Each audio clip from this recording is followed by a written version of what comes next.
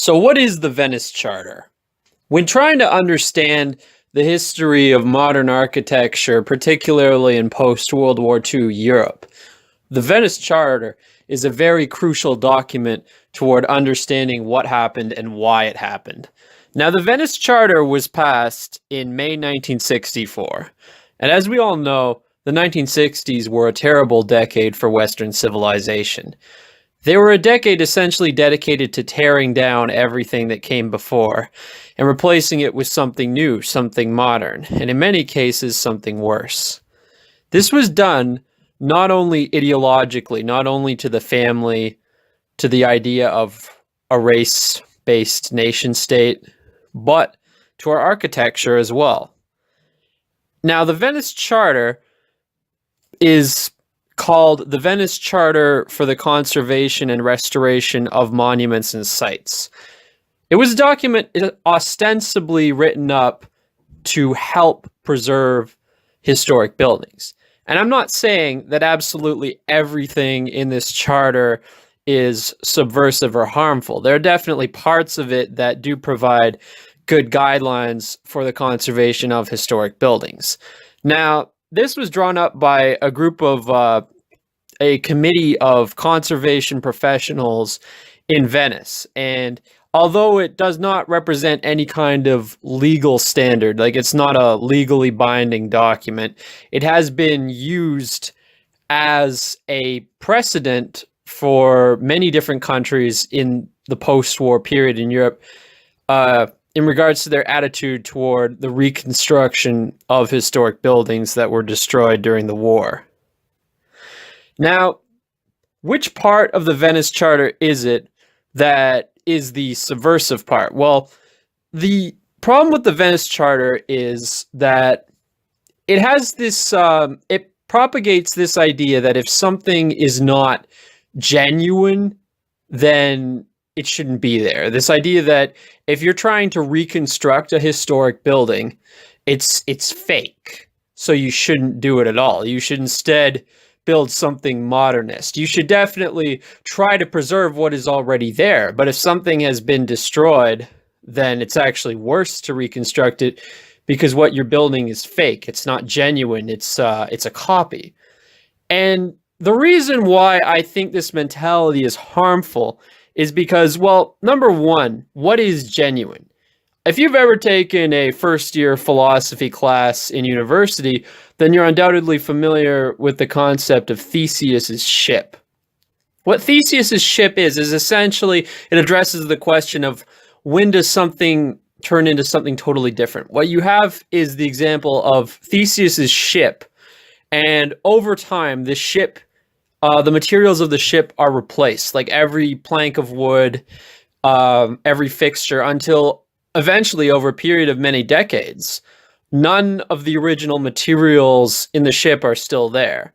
Everything has been gradually replaced. So it is, in essence, a different ship, but it looks exactly the same. So the question is it the same ship? And I think that question can be valid toward architecture as well, because even in a building that has not been destroyed, wear and tear over time will require replacing windows, replacing bricks, replacing shingles on the roof, replacing various other features. And I think despite that, it's still the same building. And I think it's still better to preserve the essence of the building, to preserve what it looks like, even if the materials aren't entirely genuine. And I think the same is true in terms of reconstruction as well. Now, if you look at some of the reconstructed buildings in Europe, in countries like Germany or Poland, where most of the worst World War II destruction took place, there are many different approaches that have been taken. In Poland, in some of the larger cities, they've actually tried to reconstruct it as closely as possible. Not the entire old city, but definitely in the main squares, the main streets, and the central areas, with varying degrees of success. In some places, like there are certain squares in Warsaw that are completely indistinguishable from what they would have looked like before the war. It varies, though. I mean, you will find that once you venture away from the main squares, it's not as well restored. But nonetheless, I think Poland has done a much better job in Germany. In Germany, the attitude has basically been to only fully restore the monumental buildings, the cathedrals, the monuments like the obelisks, the really important recognizable buildings. But the regular buildings are often designed in a modernist way, or in like this really half-assed minimalist attempt to imitate what the building would have looked like before. Essentially, like a Las Vegas hotel version of what the buildings would have looked like, or like a ski resort village version, like Mont Tremblant, you know, like, or like something you'd see at in Las Vegas, like the Castle Hotel in Las Vegas. There are reconstructed buildings in Germany that look like that, and it's really shitty. Like the only buildings in Germany that really they've put effort into are the main landmarks. Like for instance, the I forget what's called, the Frauenkirche in Dresden, like the main church, like, or the main buildings. But when you go beyond the main buildings, a lot of it is not very well restored at all. And the way it looks, imagine Venice if the only buildings that looked authentic were St. Mark's Cathedral and the Doge's Palace and the Campanile Tower, and everything else looked either modernist or like half-assed. And yeah, that you get an idea of why this attitude toward Reconstruction is toxic, because what it does is it creates these cities that don't look authentically old at all, and they don't look new in a good way either. Like if you look at Frankfurt, for instance, it could be Singapore, it could be in South Korea or Taiwan. It looks like a modernist city. It doesn't look like a German city. And really, if you want to if you want to build office space, the best way to do it is what they did in Paris with La Défense, which is they built these tall office buildings way out in the fringes of the city. They didn't build it right in the old core. And even there, though, I personally prefer, as far as office buildings go, the styles of the early 20th century, the Art Deco styles, as you could see in like the Woolworth building, for instance, and various other buildings in older buildings in New York, Chicago, Toronto, Detroit, other cities. But anyway, yeah. So back to the Venice Charter. The specific articles of the Charter that concern Reconstruction are as follows.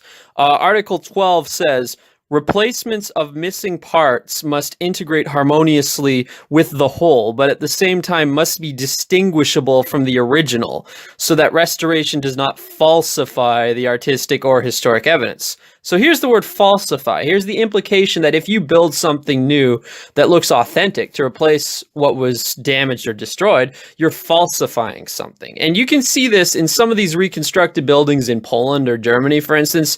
The building will look mostly authentic, but then at the top, they will have this these massive windows, like I guess you could call it like a solarium or whatever, like these massive skylights. Yeah, skylights would be the word, at the tops of the buildings that obviously don't look historically authentic. So they will do things like this, for instance, where a building that otherwise looks authentic is essentially ruined by one glaring modernist feature, often the windows, for instance, that just don't vibe at all with the aesthetic of the building as a whole. And it always looks jarring and out of place. Anyway, the other part of the Venice Charter that concerns restoration says this. Article 15. All reconstruction work should, however, be ruled out a priori. Only anastylosis, that is to say, the reassembling of existing but dismembered parts, can be permitted. The material used for integration should always be recognizable, and its use should be the least that will ensure the conservation of a monument and the reinstatement of its form.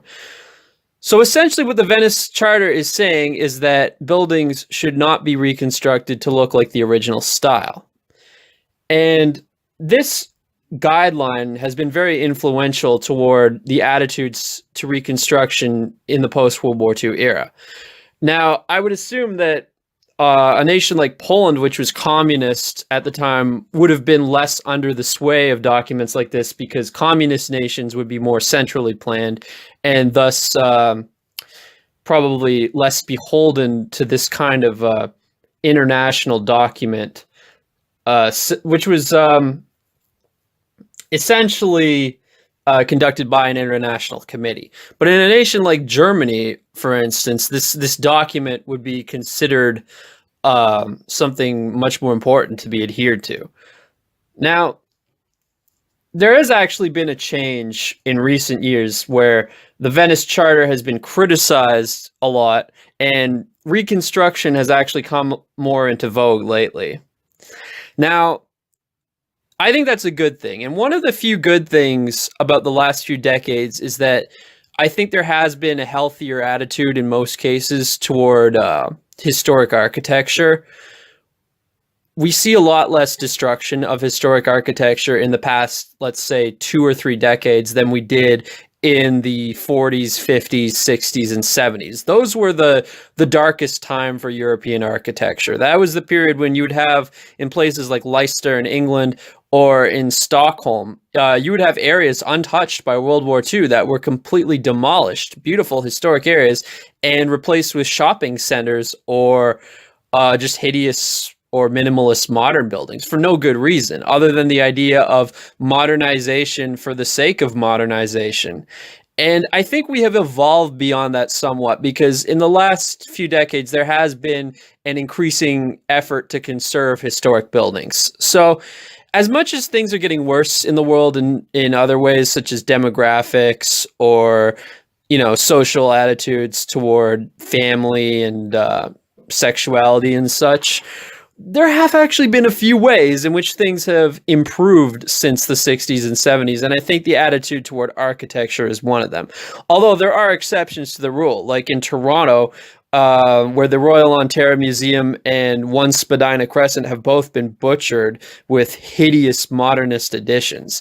But again, those are the exceptions, not the rule. That kind of destruction was par for the course back in the 60s, 70s, and 50s. As much as people love to romanticize the 50s, that was a terrible decade for architecture. And yeah, we could talk about, it was a great decade in terms of family values, conservatism, blah, blah, blah, but it was not a great decade for art or architecture, let me tell you that much. Now, my point is, with the Venice Charter, we have to be careful that we're not actually hurting ourselves in an effort to preserve our heritage. This idea that authenticity is all important, that you can't restore a building because it's fake. Well, my question is, what is fake? How do you define a building being fake? Was it fake when it was built? It was new at a certain point. When these buildings were built in the 1600s or 1700s, they were new then. So this idea of what is genuine, what is fake, 300 years from now, the buildings could be considered genuine.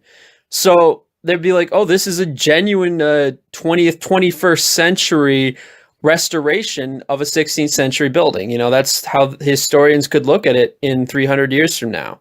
So I think the question should be not what is fake or what is real, but what is beautiful, what is ugly, and also what reflects the local culture.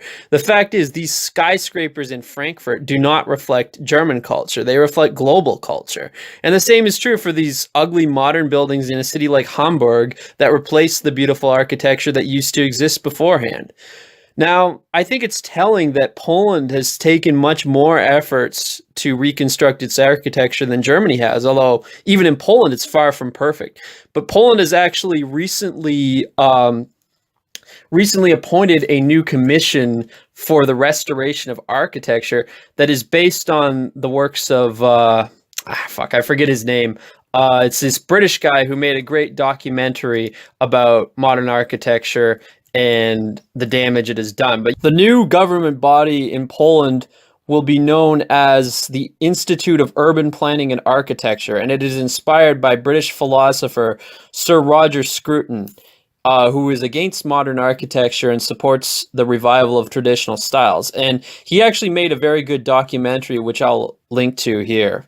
Yeah, so Poland is taking now even further steps.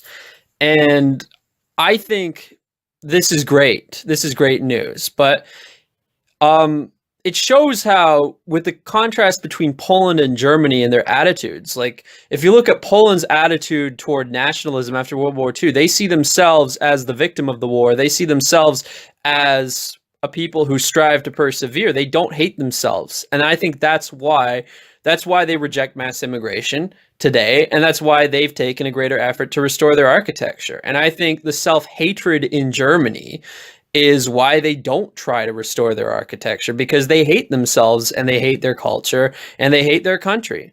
They've been indoctrinated with this self-hatred ever since World War II. And they are lied to and manipulated by being told, oh, these skyscrapers represent German efficiency. No, they don't. They don't represent anything German. They represent globalism. And if Germans want to be proud in their own country, then their country needs to stop looking like Singapore or like some hideous 1960s ugly modernist nightmare. And I mean it. Like a lot of these modern German cities look really ugly, like much uglier than like a modern American city. Like they are fucking dystopian. Honestly, I tell tourists, if they're going to Europe, avoid the major cities in Germany. You're not going to have a good time there. It's just depressing.